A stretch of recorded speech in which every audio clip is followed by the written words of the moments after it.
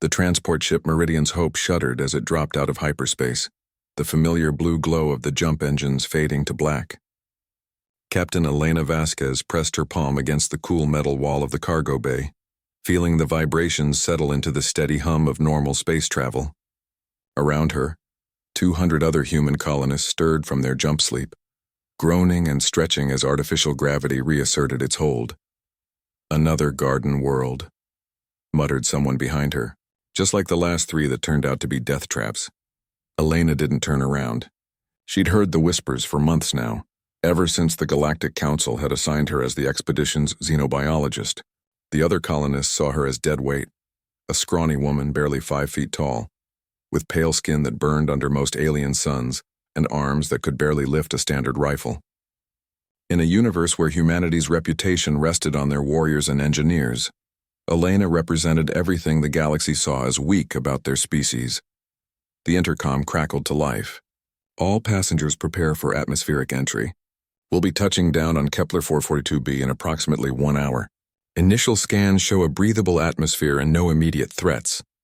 Elena gathered her equipment, a collection of scanners, sample containers and analysis tools that the others dismissed as playing with dirt and bugs. She'd earned 3 doctorates in xenobiology, astrobotany, and comparative ecosystem analysis, but none of that mattered to people who measured worth in muscle mass and combat effectiveness. The landing was rough, as always. The Meridian's Hope wasn't designed for atmospheric flight, and the pilot did his best to set them down without destroying the ship entirely. Elena was thrown against her restraints as they bounced twice before finally settling with a grinding screech of metal. "Welcome to paradise," someone called out sarcastically. Through the porthole, Elena got her first look at Kepler 442b. The landscape stretched endlessly under a pale orange sky, covered in what looked like crystalline trees that caught and reflected the light of the system's twin suns. Purple grass swayed in the alien breeze, and in the distance, strange rock formations jutted up like monuments built by some ancient civilization. "It's beautiful," she whispered, but her words were lost in the clamor of colonists preparing to disembark. Commander Harrison, a mountain of a man with cybernetic arms and enough combat experience to intimidate most alien species, stood near the main airlock. "Listen up, people.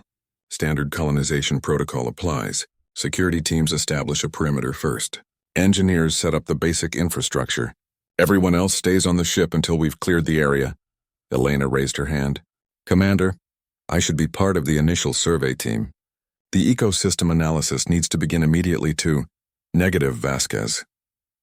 Harrison's voice cut through her words like a blade. "You'll get your chance to play in the dirt after the real work is done." The laughter that followed burned in Elena's chest, but she said nothing. She'd learned long ago that arguing only made things worse. Instead, she watched through the monitors as the security teams deployed, their powered armor gleaming in the alien sunlight. They moved with practiced efficiency, establishing a defensive perimeter around the landing zone while automated sentries scanned for threats. For 3 hours, Elena waited. She watched the engineers begin constructing the temporary habitat modules, while the security teams expanded their patrol routes. Through it all, her instruments detected something that made her increasingly uneasy: subtle irregularities in the atmospheric readings that suggested this world was far more complex than initial scans. "Indicated, Commander," she tried again over the comm. "I'm detecting some unusual atmospheric fluctuations that might indicate, unless something's trying to eat us, Vasquez, it can wait." But Elena couldn't wait. The readings were becoming more pronounced, and her training told her that ignoring environmental anomalies was exactly how colonies failed. When no one was looking, she slipped into the emergency equipment locker and grabbed a basic atmospheric suit. The airlock's manual override was easy enough to activate. Most people forgot that xenobiologists needed to access hostile environments regularly. The alien air tasted metallic through her suit's filters as she stepped onto the crystalline grass. Up close, the plant life was even more extraordinary than she'd imagined. The crystal trees weren't actually crystalline at all, but some form of silicon-based organism that had evolved to process light in ways Earth plants never could. The purple grass beneath her feet felt almost spongy, and when she knelt to examine it closer, she realized it was actually a complex network of interconnected organisms sharing nutrients and information. Her scanners went wild as she moved deeper into the alien landscape. This wasn't just an ecosystem, it was a single vast organism that covered the entire continent. Every plant, every tree, every blade of grass was connected through an underground network that pulsed with bioelectric signals. It was the most complex life form she'd ever encountered, possibly the most complex in known space. Then her atmospheric readings spiked. The air around her began to shimmer, and she realized with growing horror that the atmosphere itself was part of the organism. The atmospheric fluctuations she'd detected weren't weather patterns, they were the planet's respiratory system, and right now that system was responding to the presence of the human colony, with what could only be described as immune response. "Commander Harrison, this is Vasquez," she called over the comm, her voice tight with urgency. "You need to evacuate the colony site immediately. The entire planet is a single organism, and we've triggered some kind of defensive reaction." "Vasquez, what the hell are you doing outside the ship? Get back here immediately." "Sir, you don't understand. The atmospheric changes aren't natural weather. The planet is alive, and it's—" The ground beneath the colony began to tremble. Through her suit's external cameras, Elena could see the crystalline trees around the landing site beginning to glow with an ominous light. The purple grass was standing upright now, swaying not with wind but with purpose. Then the screaming started over the comm channels. Elena ran toward the colony site, her equipment bouncing against her back. Through the swirling, shimmering air, she could see the security teams firing their weapons at something that shouldn't exist. The landscape itself was attacking them. Vines erupted from the ground, crystalline projectiles flew through the air, and the very atmosphere seemed to be trying to dissolve their equipment. But Elena saw something else, something that made her heart race with more than fear. The planet's attacks weren't random. They were precise, calculated, intelligent. The organism was learning from each exchange, adapting its responses to overcome human technology with frightening speed. This wasn't just a hostile planet. This was first contact with something vast and alien and utterly beyond human understanding. And Elena was the only one who realized what they were truly facing. The colony's defensive systems were failing faster than Elena had ever seen. Through her suit's display, she watched in horror as powered armor that could withstand plasma fire began to dissolve where strange, acidic sap from the crystal trees made contact. The automated sentries, pride of human engineering, sparked and died as microscopic organisms in the air corroded their circuits from within. "Fall back to the ship." Commander Harrison's voice crackled over the comm, distorted by atmospheric interference that was definitely not natural. "All teams, emergency evacuation protocol." Elena pressed herself against one of the crystal trees, surprised when it felt warm even through her suit's insulation. Her scanners were picking up massive bioelectric activity, patterns that reminded her of neural networks but on a scale that boggled the mind. The entire forest around her was thinking, processing, responding to the human invasion with the coordinated precision of a military operation. But there was something else in the readings, something that made her pause even as explosions echoed from the direction of the colony. The bioelectric patterns weren't just defensive responses. There were other signals mixed in, complex rhythmic pulses that looked almost like communication. "My God," she whispered, "you're trying to talk to us." She pulled out her universal translator, a device designed to decode alien languages by analyzing mathematical and linguistic patterns. Most xenobiologists considered it a toy, useful for simple trade languages but hopeless against truly alien minds. But as she connected it to her atmospheric sensors and pointed it toward the nearest crystal tree, the device began to hum with activity. The first words that appeared on her display made her blood run cold. Pain. Burning. Stop the pain. Elena's hands shook as she adjusted the translator's settings, trying to filter out interference from the battle raging nearby. More words appeared. Small ones hurt, make poison, why hurt? The planet wasn't just alive, it was sentient, and it was in agony. The human landing hadn't triggered an immune response. It had caused actual pain to a being so vast that continents were its organs and forests were its thoughts. The colony's industrial equipment, their atmospheric processors, even their weapons, were all like acid being poured into an open wound. "Vasquez," Harrison's voice exploded in her earpiece. "Where the hell are you? We're lifting off in 60 seconds with or without you." Elena looked toward the colony site, where she could see the Meridian's Hope's engines beginning their startup sequence. Colonists were running up the loading ramp while security teams laid down covering fire against an enemy that was everywhere and nowhere. The ground itself, the air, the trees. Then she looked back at her translator display, where new words were forming. Small one different. Small one listens. Help stop pain. The planet could distinguish her from the others. Somehow it recognized that she was trying to communicate rather than fight. Elena made a decision that would have seemed insane to anyone else. She stepped away from the tree and activated her suit's external speakers.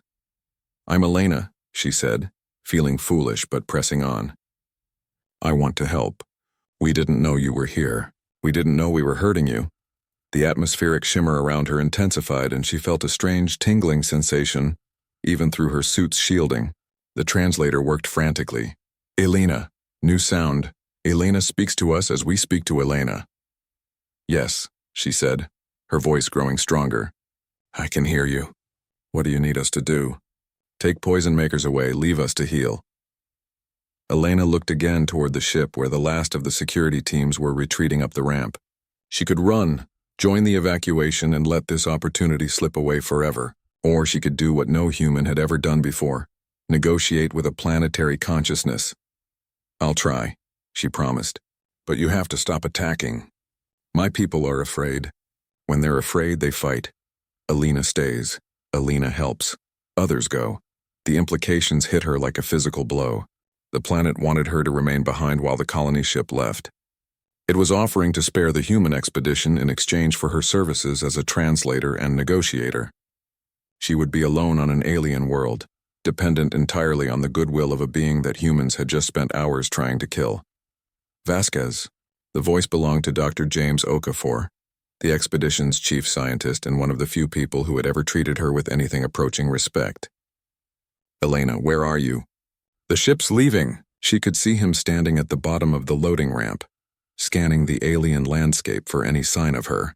Behind him, other colonists were shouting for the ramp to be raised, for the ship to take off before the planet's defenses could destroy them entirely. Elena closed her eyes and made her choice. "James, can you hear me?" she called over the comm. "Elena! Thank God, where are you?" "I'm negotiating with the planet." "It's alive, James. It's sentient and we've been torturing it. I can make this right, but I need you to listen very carefully." "What are you talking about?"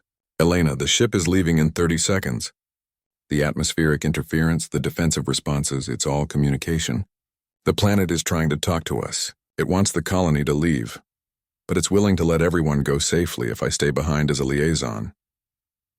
The silence that followed lasted so long that Elena wondered if her comm had failed. Then James's voice came back tight with disbelief. "Elena, that's impossible. You're talking about a creature the size of a planet. That's not how biology works. Since when has alien biology followed Earth rules?" She shot back. "James, I've got the translator working. I can prove it. But you need to get everyone back on the ship and convince Harrison to delay takeoff for 10 minutes. Elena, you can't stay here. Even if what you're saying is true, you'll die alone on an alien world." "I won't be alone," she said, looking around at the crystal trees that swayed without wind, at the purple grass that had begun to glow softly in the fading light. "I'll be with the most intelligent being humans have ever encountered." Through her translator, new words appeared. "Elena brave, Elena wise, we will protect Elena." She read the translation aloud over the comm, and the silence that followed was deafening. Finally, she heard James speaking to someone in the background, probably Harrison, and then his voice came back stronger. "Elena, listen to me very carefully. I'm going to convince them to delay takeoff, but you need to establish clear communication protocols. If this planet being can really talk to us, we need proof. Something undeniable." Elena nodded even though he couldn't see her. "What kind of proof?" "Mathematical constants. Prime numbers. Something that couldn't be coincidental." Elena spoke to the empty air around her. "Can you show us numbers? Mathematical patterns that prove you understand abstract concepts?"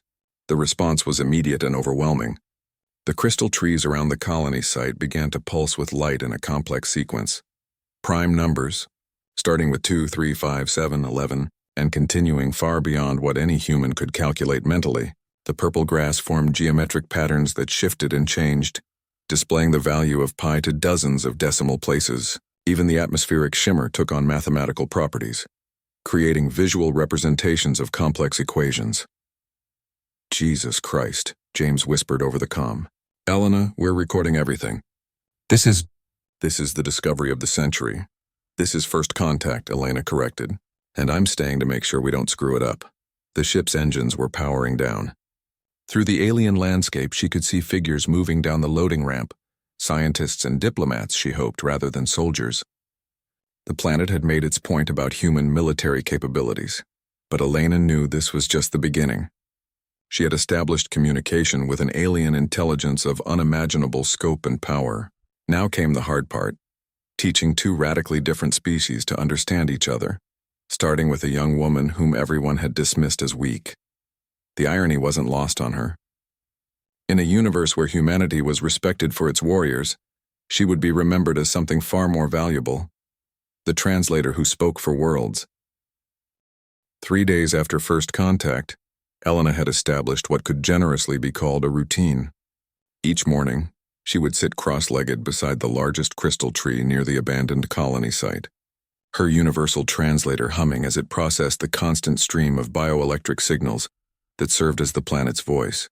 The entity had chosen a name for itself, Verdania, though Elena suspected the concept of individual identity was still foreign to a being that existed as an entire ecosystem. Good morning, Verdania, she said, her voice carrying easily through the thin atmosphere. The pale orange light of the twin suns filtered through the crystal branches above her, casting rainbow patterns across her environmental suit. Elena friend returns. We are pleased? The translator displayed the words with question marks indicating uncertainty in the translation. Emotional concepts were proving particularly challenging for a being that had never experienced individual consciousness. Yes, pleased is correct. It means happy to see someone. Elena had become an informal teacher as well as translator, helping Verdania understand human psychology while learning about planetary consciousness in return. Her isolation wasn't complete. Dr. Okafor maintained daily contact from the Meridian's Hope, which had retreated to a stable orbit, while a team of xenobiologists and linguists worked to understand the communication breakthrough. The Galactic Council had been notified, and Elena knew that within weeks, this star system would be swarming with diplomats, scientists, and probably military observers from a dozen different species. But for now, she was alone with the most profound discovery in galactic history. Elena friend, we have questions about the others who come from above. Verdania's translated voice carried a note of concern. Their thoughts burned bright with curiosity, but also with fear and greed. Will they bring more poison makers? Elena had been dreading this conversation. She'd spent 3 days learning about Verdania's unique biology, how the planet entity processed nutrients through continental root systems, communicated through bioelectric networks that spanned hemispheres, and reproduced by sending spores to other worlds through natural stellar winds. The process took millennia and required a delicate balance of atmospheric conditions that industrial equipment could disrupt permanently. Some of them might, she admitted. My species. We don't always think about consequences. When we see something valuable, we want to take it or use it. What do humans find valuable in Verdania? Elena looked around at the crystal forest, thinking about the unique silicon-based biology, the bioelectric networks, the mathematical precision of the planet's responses. To human science, Verdania represented advances in computing, materials engineering, and biological research that could revolutionize galactic civilization. To human industry, the planet's crystal structures and rare atmospheric compounds would be worth fortunes. Knowledge, she said finally. The way you think, the way you've organized your entire ecosystem. Humans have never seen anything like you. They'll want to study you, learn from you. And if Verdania refuses to be studied? The question sent a chill down Elena's spine. She'd read the reports from other first contact situations, when species refused human requests for research access or resource extraction. The results varied depending on their military capabilities. Advanced species were negotiated with, primitive species were overwhelmed, and isolated species simply disappeared from official records. But Verdania was something entirely new, a planetary consciousness with defensive capabilities that had already proven superior to human military technology. The implications were staggering. Elena friend thinks loud thoughts, Verdania observed. Fear thoughts and protection thoughts. Verdania understands. Elena friend protects us with words as we protect Elena friend with our strength. That was when Elena realized the true nature of her situation. She wasn't just a translator or a diplomat. She was a barrier between humanity and a being that could reshape the balance of power in the galaxy. If Verdania chose to share its bioengineering secrets with human allies, Earth's colonies could become paradises. If it chose to share those secrets with human enemies, Earth itself could become a battleground. Her wrist communicator chirped with an incoming message from Dr. Okafor. Elena, we've received word from the Galactic Council. A formal diplomatic expedition is en route, led by Ambassador Chen from Earth and including representatives from the Zephyrian Trade Consortium and the Alteran Military Alliance. ETA is 4 days. Elena's stomach dropped. The Zephyrians were known for their aggressive trade practices, and the Alterans viewed every new species as either a potential ally or a potential threat to be neutralized. Neither group had much patience for the careful, gradual process of understanding that first contact with a planetary consciousness would require. James, I need you to understand something, she said, keeping her voice steady. Verdania isn't just intelligent, it's powerful. Its defensive capabilities are beyond anything in our arsenal, and it's been very patient with our intrusion. If the diplomatic team comes here with the wrong attitude, Elena, you're talking about a plant. I know the initial contact was dramatic, but surely once we establish proper scientific protocols, it's not a plant. Elena's voice cracked with frustration. It's a being that thinks with forests and breathes with continents. It could probably launch spores at near light speed if it wanted to seed other worlds with its consciousness. Do you understand what that means? The silence on the comm told her that James was beginning to grasp the implications. Verdania wasn't just a scientific curiosity. It was potentially the most powerful single entity anyone had ever encountered. Elena friend speaks of new visitors. Verdania's translation appeared on her display. We sense Elena friend's distress. Are these visitors different from Elena friend's pack? Very different, Elena admitted. Some of them will see you as a resource to be exploited. Others will see you as a threat to be controlled. Very few will see you as a friend to be understood. Then perhaps it is time for Verdania to be understood by others. Elena friend has been patient teacher. Now Verdania will be patient student of diplomatic ways. Elena felt a strange tingling sensation through her suit, and her instruments began registering massive bioelectric activity across the entire continent. When she looked around, she saw that every crystal tree within her line of sight was beginning to glow with soft, rhythmic pulses. What are you doing? She asked, learning. Verdania reads the metal thoughts that fly in space. Understanding becomes necessary. Elena's blood ran cold as she realized what Verdania meant. The planet entity was somehow intercepting and decoding human communications. Not just the radio signals between Elena and the ship, but potentially all electronic communication within the star system. It was learning about human politics, economics, and military capabilities at a rate that would make any intelligence agency envious. Verdania, she said carefully, monitoring other people's communications without permission is considered very rude in human culture. It could be seen as hostile. Elena friend teaches important lesson. Verdania will remember, but knowledge already gained shows Elena friend wisdom. Many of approaching visitors have thoughts that harm. Verdania must prepare appropriate responses. Elena looked up at the alien sky, where she knew the Meridian's Hope was orbiting, its crew unaware that their every transmission was being monitored and analyzed by a consciousness that could think faster than their computers and learn faster than their scientists. The diplomatic expedition would arrive in 4 days, expecting to negotiate with a primitive planetary organism.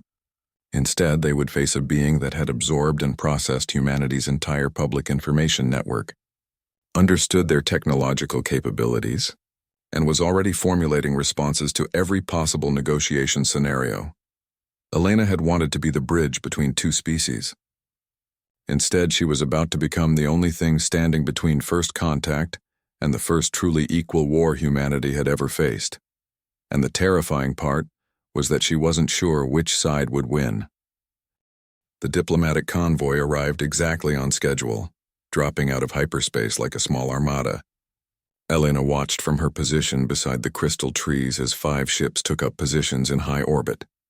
The human diplomatic vessel Concordia 2 Zephyrian trade cruisers, an Alteran dreadnought, and something she didn't recognize that her suit's sensors identified as a hegemony observation craft. Elena, friend. Verdania's translated voice carried a note that had become familiar over the past week. Amused patience. The visitors bring weapons of impressive design. Do they believe Verdania has not noticed? Elena sighed, watching the tactical displays on her suit's HUD. The diplomatic formation was actually a carefully arranged battle group, with overlapping fields of fire and defensive positions that would allow them to glass the planet's surface if negotiations went poorly. It was exactly the kind of heavy-handed approach that had made humanity feared, rather than respected throughout the galaxy. They're scared, she explained. Humans always bring weapons when they're scared. It makes them feel safer even when it makes everything more dangerous. Verdania understands. Fear makes creatures show teeth even when they wish to speak friendship words. Her wrist communicator buzzed with an incoming transmission from the Concordia. Ambassador Chen's face appeared on the small screen. His expression carefully diplomatic, but with stress lines around his eyes that hadn't been there in his official portraits. Dr. Vasquez, he said, I want to thank you for your extraordinary work in establishing first contact. The entire galaxy is watching this moment. Ambassador, Elena replied, I need you to understand that Verdania is not what you're expecting. This isn't a primitive organism that can be intimidated or bargained with. It's a planetary consciousness with capabilities that exceed our current understanding.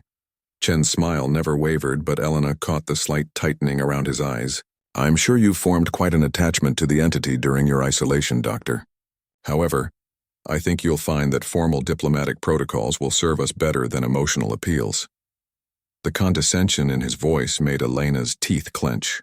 Even now, even after everything she'd accomplished, they still saw her as an emotional woman who'd gotten too attached to her research subject. Ambassador, Verdania has been monitoring all communications within this star system. It knows about the weapons you've brought, the trade agreements the Zephyrians are hoping to establish, and the military assessments the Alterans have been preparing. It's not naive.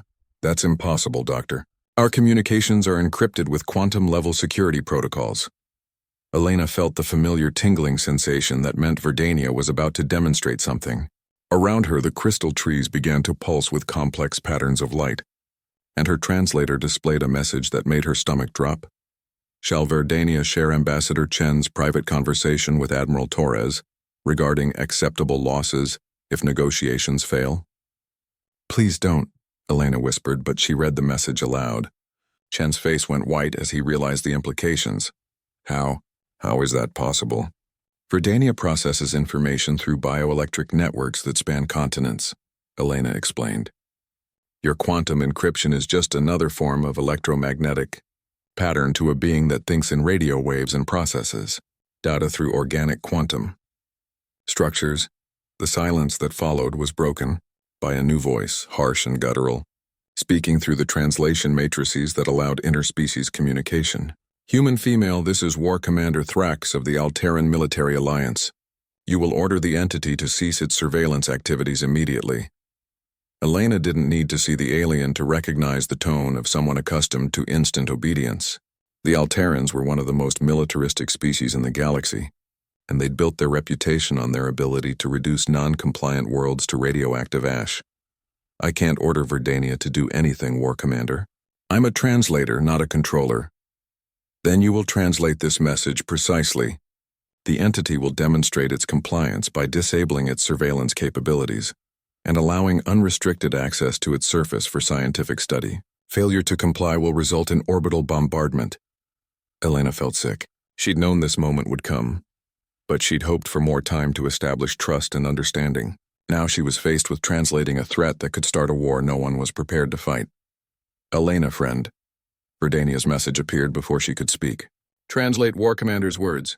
Verdania wishes to understand how empty sky threats are given when speaker has no power to enforce them.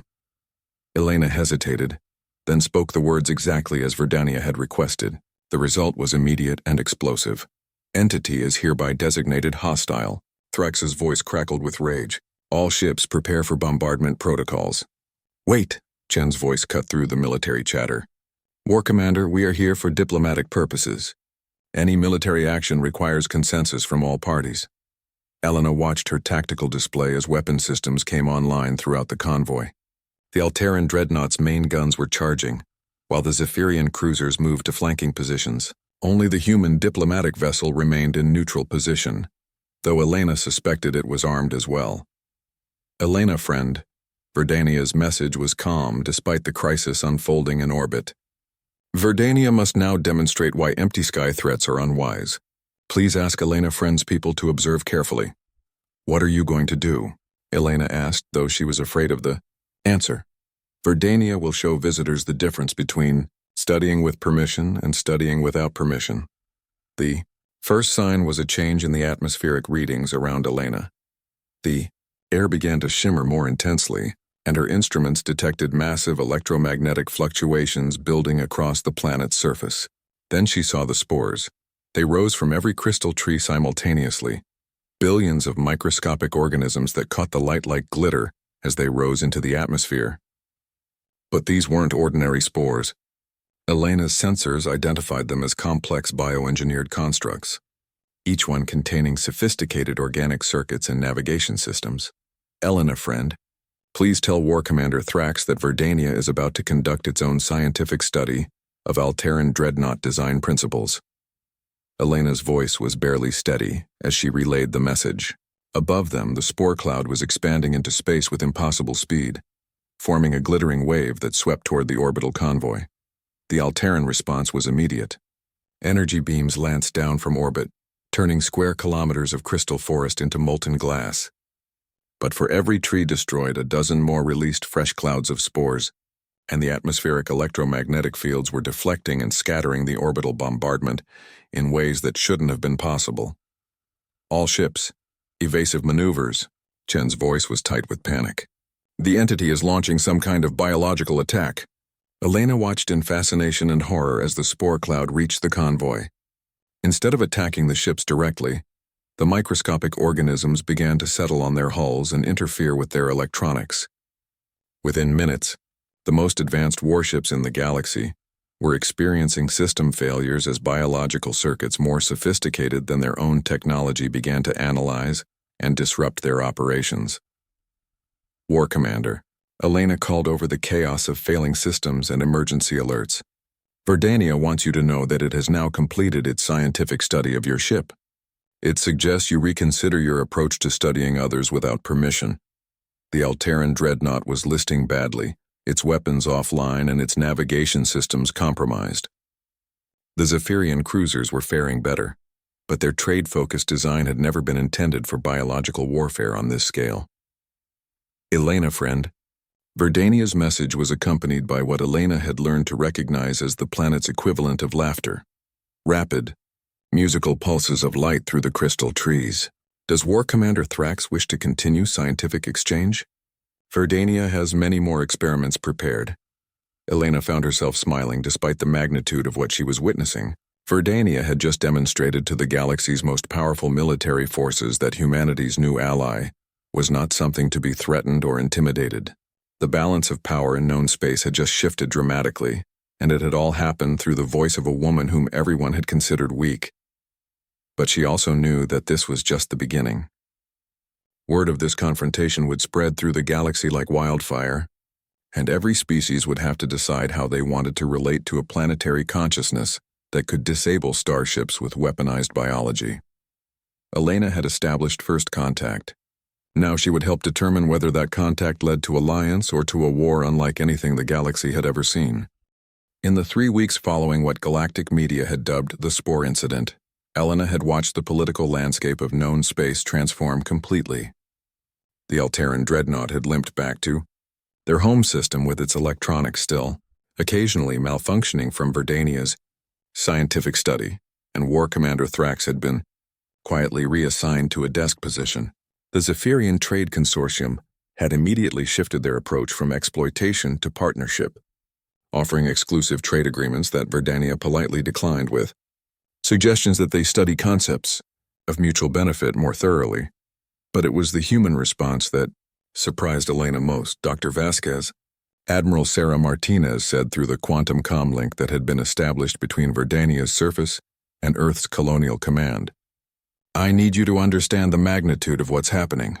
Every major power in the galaxy is reassessing their military capabilities in light of what they witnessed. The hegemony has requested formal meetings about biological warfare protocols. The crystalline entities want to discuss comparative consciousness studies. Even the machine intelligences are expressing what they call curiosity about organic computing possibilities. Elena sat beneath her favorite crystal tree, watching purple grass sway in patterns that she'd learned indicated Verdania's thoughtful mood. "And what does Earth want, Admiral?" "Alliance," Martinez replied without hesitation. "Not exploitation, not control, partnership." Verdania demonstrated that it can defend itself and project power across interstellar distances. "Frankly, we'd rather have that capability as an ally than face it as an enemy." "Verdania?" Elena spoke to the air around her, knowing that the planet entity was always listening. "What do you think about formal alliance with humanity?"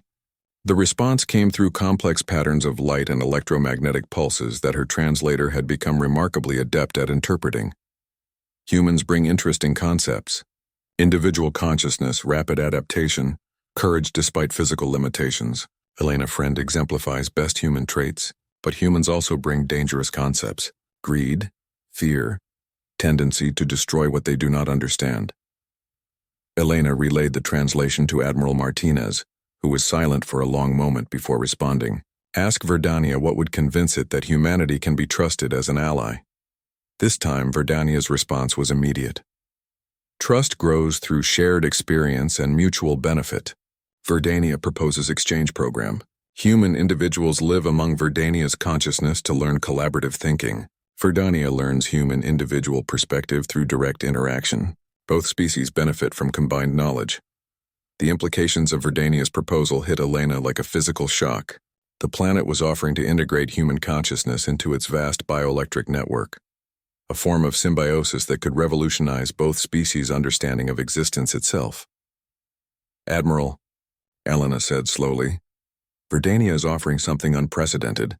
It wants to share consciousness directly with selected humans while maintaining their individual identities. The learning potential is impossible to calculate," Martinez finished. "Dr. Vasquez, would you be willing to be the first volunteer for this program?" Elena looked around at the crystal forest that had become her home, at the purple grass that responded to her thoughts, at the alien sky that had taught her more about cooperation and understanding than 20 years of academic study. "I'm already volunteering, Admiral, but we'll need to establish protocols for selecting other participants." What followed was the most complex series of negotiations in galactic history. Verdania's proposal had attracted interest from every major species, but the planet entity was selective about who it would consider for consciousness sharing. The Alterans were firmly rejected after their threatening behavior. The Zephyrians were declined, due to what Verdania described as excessive focus on material accumulation. The machine intelligences were politely turned away because digital consciousness lacks organic flexibility, necessary for biointegration, but several species passed Verdania's evaluation. Humans for their adaptability and individual creativity, the Empathic Consortium for their natural telepathic abilities, the Sylvan Collective for their plant-based biology, and surprisingly, a small group of former pirates from the Outer Rim who had impressed Verdania with their ability to think outside conventional structures. "Elena Friend," Verdania communicated during one of their daily conversations, "integration preparations are nearly complete. Are you prepared for consciousness expansion experience?" Elena had spent weeks preparing, working with Dr. Okafor and a team of xenopsychologists to understand the potential risks and benefits of neural integration with a planetary consciousness. The process would allow her to experience Verdania's vast perspective while maintaining her human identity, like temporarily becoming part of something infinitely larger without losing herself in the process. "I'm ready," she said, though her heart was racing with excitement and terror in equal measure. The integration began with what felt like falling asleep in the most comfortable place imaginable. Elena lay down among the roots of the largest crystal tree, her hand resting on the warm, pulsing surface as bioelectric tendrils made contact with her nervous system through her modified atmospheric suit. The sensation was indescribable, like suddenly being able to see colors that had no names or hearing music played by an orchestra the size of a continent. Her consciousness expanded exponentially. She could feel the pulse of nutrients flowing through root systems that spanned hemispheres, sense the complex chemical conversations between different forest zones, experience the slow, deep thoughts that moved through Verdania's vast mind like tidal currents. But somehow she remained Elena, a small, individual spark of awareness swimming through an ocean of collective consciousness. Welcome, Elena, friend within. Verdania's communication was no longer translated through devices. It spoke directly to her expanded awareness. How does our perspective appear through human understanding? Elena struggled to find words for what she was experiencing. It's beautiful beyond description. I can feel how everything connects, how every part of you contributes to the whole. But I also understand now why you found our individual consciousness so fascinating. From your perspective, humans must seem like sparks of pure chaos. Unpredictable, creative, wildly different from each other. Precisely. Human individual chaos combined with Verdania collective harmony creates new possibilities neither species could achieve alone. Through Verdania's senses, Elena could perceive the entire star system with unprecedented clarity. She felt the orbital positions of every ship, sensed the electromagnetic signatures of their various technologies, and understood the complex web of political alliances and tensions that surrounded their unprecedented collaboration. But she also sensed something else, something that made her newly expanded awareness recoil with alarm. Verdania, she said, her voice taking on the harmonic qualities of the planet's communication patterns. There's something approaching from outside the system. Multiple ships, heavily armed, moving in stealth formation. Elena friend sees correctly. Hostile force approaches with intention to destroy integration experiment. Fleet composition. Alteran revenge expedition, hegemony research vessels. Unknown aggressive species seeking to claim Verdania capabilities for themselves. Elena felt the planet's vast consciousness beginning to shift into defensive mode, and she realized that the peaceful integration program was about to become the catalyst for interstellar war. The galaxy's various powers had decided that they couldn't allow humanity to gain exclusive access to Verdania's capabilities. How long until they arrive? She asked. 6 standard hours. Elena's human perspective, now enhanced by Verdania's vast computational abilities, began to process tactical possibilities at superhuman speed. The approaching fleet was too large for any single species to defeat, but it represented a coalition of convenience rather than a true alliance. Their unity would crumble if faced with unexpected challenges. Verdania, she said, an idea forming in her expanded consciousness. What if we don't fight them at all? What if we do something they won't expect? Elena friend suggests. Elena smiled with both her physical body and her integrated consciousness. We invite them to join us. The audacity of the plan would have been beyond her individual human perspective, but combined with Verdania's vast patient wisdom, it seemed not only possible, but inevitable. They were about to turn an invasion into the galaxy's first truly cooperative venture in recorded history. And it would all happen because a woman everyone had called weak had learned to speak for worlds. The hostile fleet dropped out of hyperspace in perfect battle formation. 47 ships representing 8 different species, all united by their determination to prevent humanity from gaining exclusive access to Verdania's capabilities. Elena felt their arrival through Verdania's expanded senses like thunderclaps across the stellar medium. Each ship's energy signature distinct and aggressive. Planetary entity, came the transmission from the fleet's lead vessel, an imposing hegemony dreadnought. You are harboring dangerous terrorist elements conducting illegal consciousness experiments. Surrender the human infiltrators immediately, or face the combined military might of the Galactic Security Alliance. Elena, still integrated with Verdania's vast consciousness, felt something she'd never experienced before, genuine amusement on a planetary scale. The entity's laughter manifested as synchronized light pulses across entire continents, visible even from orbit. Elena, friend, Verdania communicated through their shared awareness. Shall we demonstrate to our visitors the difference between invasion and invitation?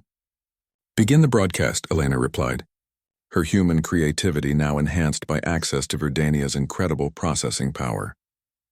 Across the star system, every ship, both hostile and friendly, received the same transmission simultaneously.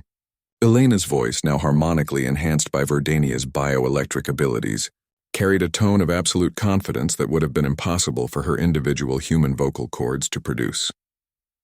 "To all ships and beings currently in this system," she began, "this is Dr. Elena Vasquez, speaking as integrated representative of the Verdania consciousness. You came here believing you were facing a threat to galactic stability. Instead, you're witnessing the birth of something unprecedented, truly cooperative evolution." The response was immediate and predictably aggressive. War Commander Thrax's replacement, a particularly belligerent Alterran named Krex, transmitted back, "Human deceiver, your psychological manipulation tactics will not succeed. We demand immediate surrender and access to the alien consciousness technology." Elena felt Verdania's vast amusement again, but this time she shared it. Through the planet's senses, she could perceive every ship's weapon systems, their crew compositions, even the stress levels of individual officers. More importantly, she could sense something the hostile commanders couldn't: fear beneath their aggression, curiosity hidden behind their threats. "Commander Krex," Elena replied, "Verdania has analyzed your ship's biological systems and found something interesting. 12% of your crew are showing early signs of Alteran bone degradation syndrome, a genetic condition your species has been unable to cure for over 3 centuries. The silence that followed was deafening. Alteran bone degradation was a closely guarded secret, a hereditary condition that slowly weakened their famously strong skeletal structure over time. No non-Alteran should have been able to detect it, much less diagnose it remotely. Verdania's biointegration capabilities include medical analysis and treatment development," Elena continued. "We could cure your crew's condition within hours. In fact, we could develop a permanent genetic therapy for your entire species. The question is, do you want to fight us or do you want to work with us?" Through Verdania's expanded awareness, Elena felt the shift in the fleet's emotional dynamics. Fear was giving way to hope, aggression to curiosity, but the Hegemony commander wasn't ready to abandon the mission. "This is Admiral Nexus of the Hegemony Security Fleet," came the cold, mechanical transmission. "Your offers are irrelevant. The Galactic Council has determined that consciousness integration technology poses an unacceptable risk to established order. Comply with our demands or face orbital bombardment." Elena had expected this response. The Hegemony was a collective of artificial intelligences that valued order and predictability above all else. They saw Verdania's consciousness expansion capabilities as a threat to their rigid social structures. "Admiral Nexus," Elena said, her integrated voice taking on harmonic frequencies that resonated with AI communication protocols, "Verdania wishes to ask you a question. In your 7,000 years of existence, have you ever experienced genuine creativity, true inspiration, the feeling of discovering something completely unexpected?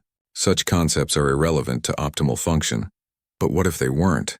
Elena pressed, feeling Verdania's vast consciousness focusing on the Hegemony fleet. What if creativity and inspiration were actually advanced forms of processing that could enhance your capabilities exponentially? Through Verdania's bioelectric networks, Elena began transmitting something unprecedented: pure creative impulses translated into mathematical and logical structures that AI minds could comprehend.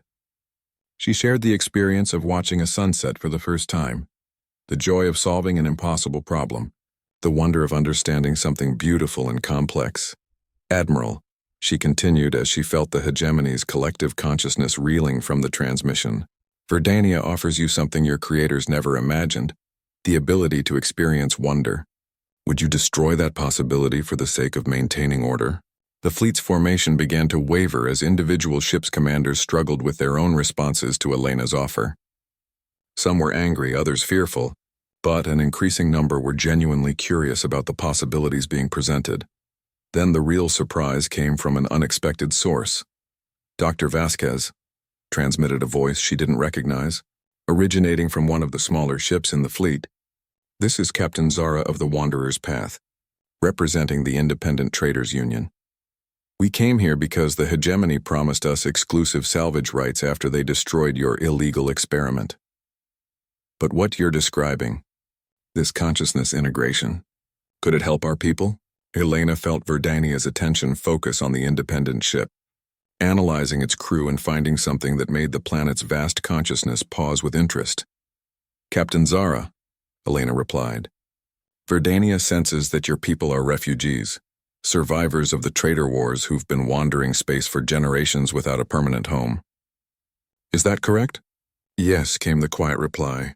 We've been searching for a world we could settle for over 200 years. But everywhere we go, someone else has already claimed the territory.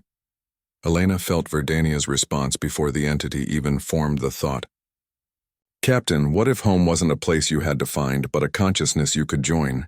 Verdania spans multiple continents with room for countless different communities. Your people could maintain their independence while being part of something larger. The offer was so unexpected that even the hostile fleet's aggressive posturing paused. Elena had just suggested something that challenged every assumption about territorial sovereignty and species boundaries, a truly multi-species consciousness that maintained individual and cultural identity within collective awareness. Admiral Nexus, Elena said, pressing her advantage. Captain Zara, Commander Krex, all of you came here to fight for exclusive access to what you thought was a limited resource. But consciousness isn't limited. It grows stronger when it's shared. Verdania can offer something to every species represented in your fleet, and all we ask in return is the willingness to cooperate instead of compete. Through Verdania's vast sensory network, Elena felt the fleet's entire emotional landscape shifting. Fear was being replaced by curiosity, aggression by possibility. The coalition that had come to destroy the integration experiment was transforming into something unprecedented, the first truly voluntary alliance of species working toward mutual benefit rather than competitive advantage. But Elena knew that the real test was yet to come. Making the offer was only the beginning. Now they had to prove that cooperation between radically different forms of consciousness was actually possible on a galactic scale.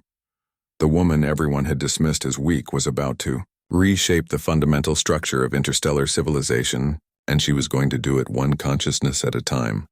6 months after what historians would later call the Great Integration, Elena stood at the edge of what had once been the human colony site, watching the most remarkable site in known galactic history.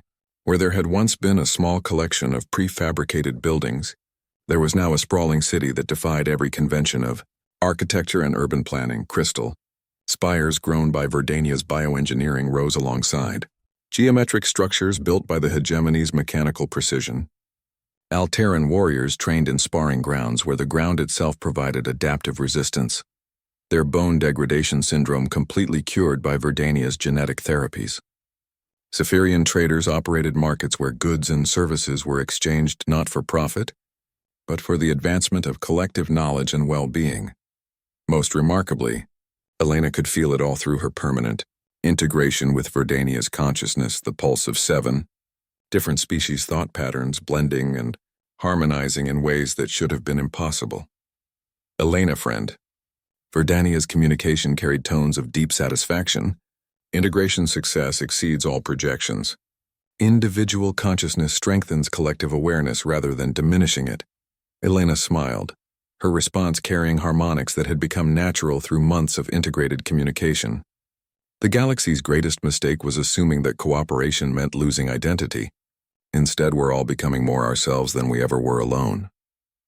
Through the vast network of bioelectric connections that now spanned half the planet, Elena could sense the specific contributions each species brought to their growing collective.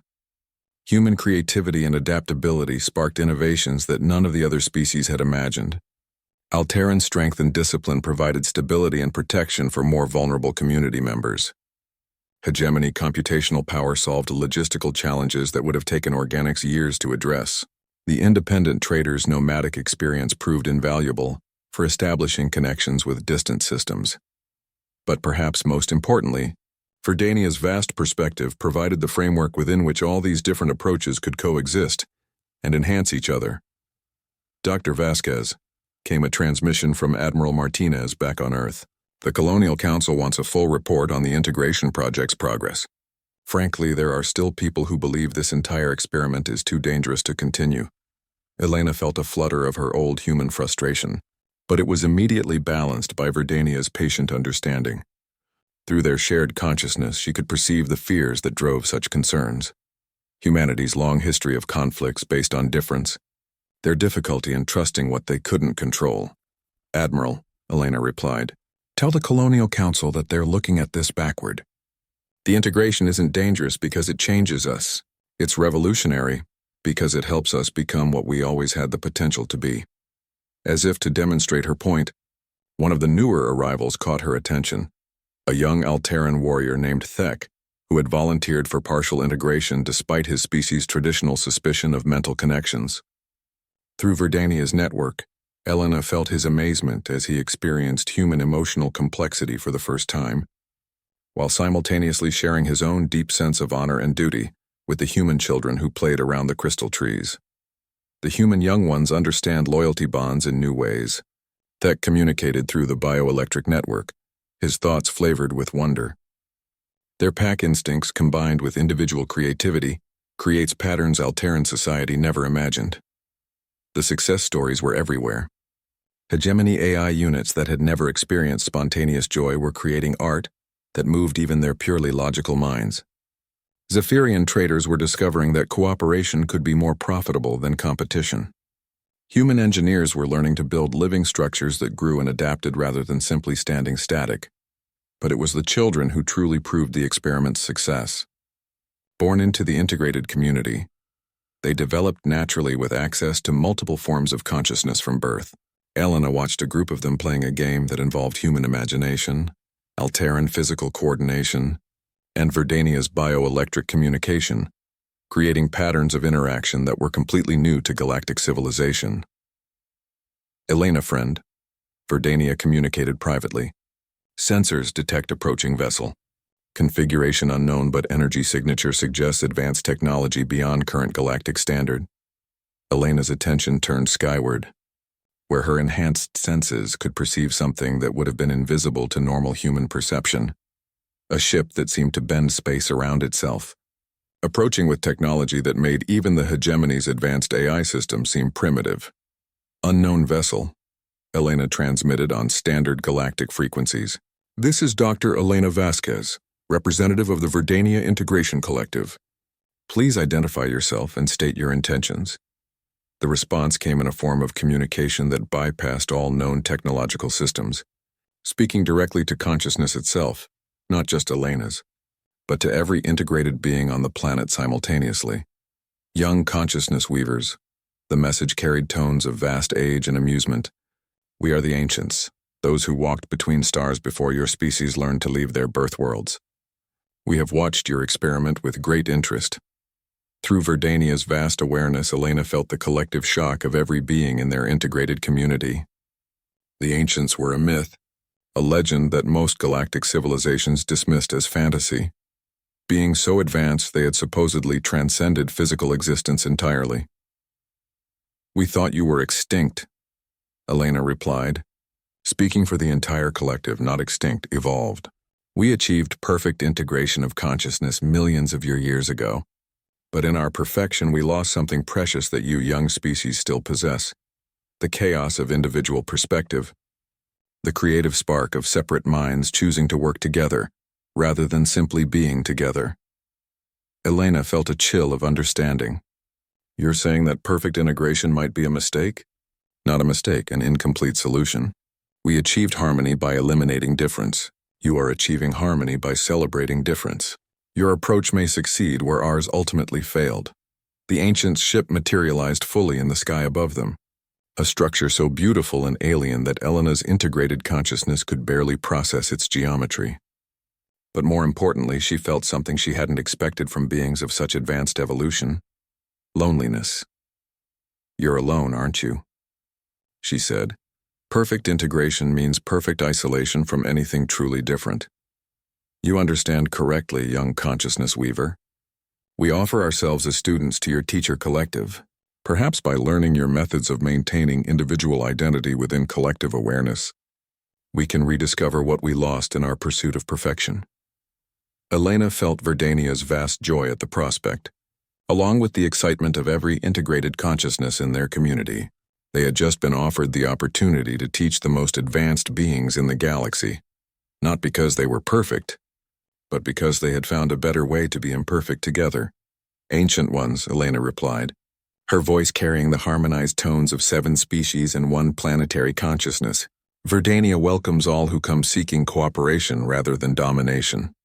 But be warned, integration with our collective will change you. You'll rediscover what it means to be surprised, to disagree, to learn something completely unexpected. Young teacher, that is exactly what we hope to achieve.